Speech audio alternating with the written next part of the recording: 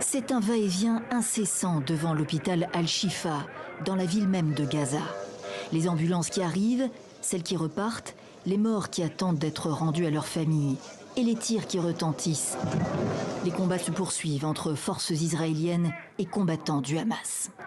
Les personnels médicaux ont fort à faire dans des conditions dégradées, à commencer par les coupures d'électricité, consécutives au blocus israélien renforcé depuis le 7 octobre.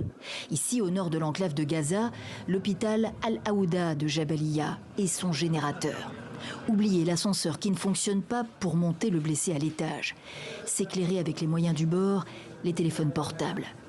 Jusque dans la salle d'opération, les médecins sont équipés de lampes frontales. Ce n'est pas de trop.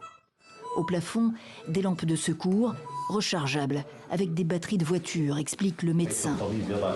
Le travail se poursuit, mais avec des moyens primitifs.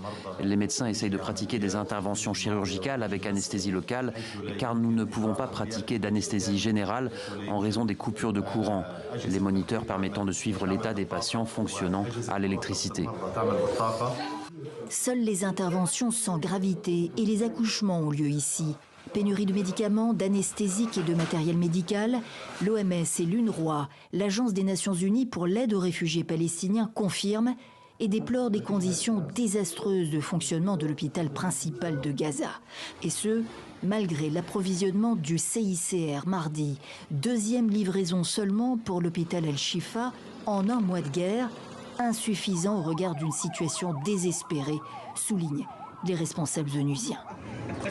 Les hôpitaux et leurs abords, lieux de refuge également pour les milliers de déplacés du nord de Gaza. 1,5 million de personnes au total ont mis cap vers le sud depuis un mois. Des Palestiniens appelés à évacuer par l'armée israélienne qui s'est fixé pour objectif de détruire les infrastructures du Hamas dans l'enclave.